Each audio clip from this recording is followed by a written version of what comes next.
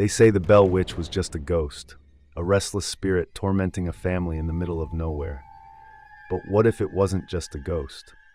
What if it was something much, much worse? What if the Bell family didn't just anger a vengeful spirit, but invited something demonic into their home? A presence so dark, so malevolent, that it didn't just want to haunt them, it wanted their souls?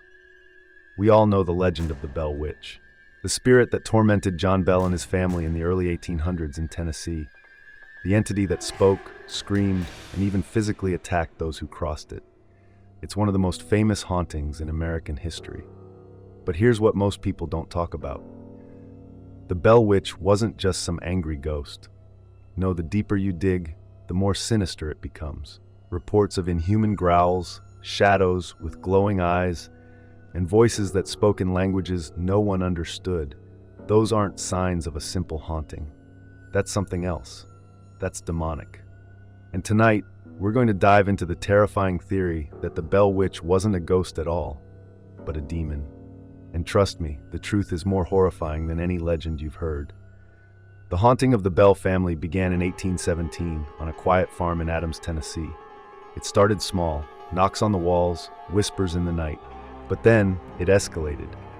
The entity began speaking, revealing an intelligence beyond anything a simple ghost should have. It knew secrets, exposed sins, and worse, it could hurt people. It would slap, scratch, and choke members of the Bell family, especially John Bell and his daughter Betsy. Ghosts don't usually do that. Spirits are often tied to places replaying moments of their past. But this thing, it was active, intelligent, and cruel. It fed off fear. And the more scared they were, the stronger it became. That's not a spirit trapped between worlds. That's something feeding. And that's where the theory of it being a demon starts to take shape. Let's break this down. In classic demonic encounters, there are a few signs that stand out. Physical attacks, check. This entity left bruises, welts, and even caused seizures. Mockery of faith.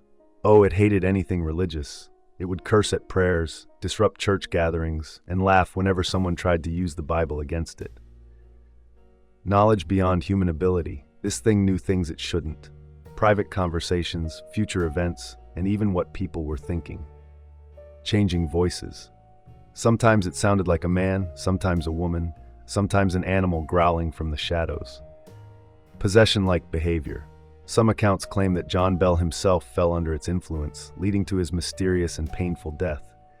Sounds less like a typical ghost story and more like something clawing its way straight from hell, doesn't it? Now, one of the most terrifying details? The Bell Witch, if you can even call it that, claimed it wanted John Bell dead. It openly said it. No mystery, no hidden intentions. It wanted him gone. And in 1820, John Bell did die. His health declined rapidly, paralysis, convulsions, and finally he was found dead with a strange black liquid near his bed. His family swore the entity poisoned him. It even took credit for his death, laughing and celebrating. But here's where it gets even darker. After John Bell's death, the activity lessened, but never truly stopped. Some say the entity attached itself to Betsy, tormenting her throughout her life.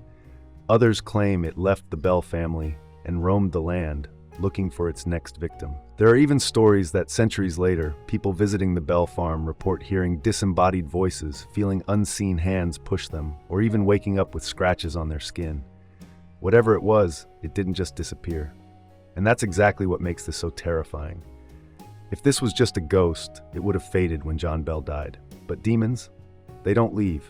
They don't rest. They don't just haunt a place, they infest it. And worse, they follow. So, was the Bell Witch really just a vengeful spirit? Or was it something much worse? The signs point to something demonic, an entity that fed on fear, tormented the living, and even claimed a life. And if that's the case, then the legend of the Bell Witch isn't just a ghost story. It's a warning that some things, once invited in, never leave. If you think this story was terrifying, wait until you hear what I have next. Watch this one next. You won't believe what's lurking in the shadows.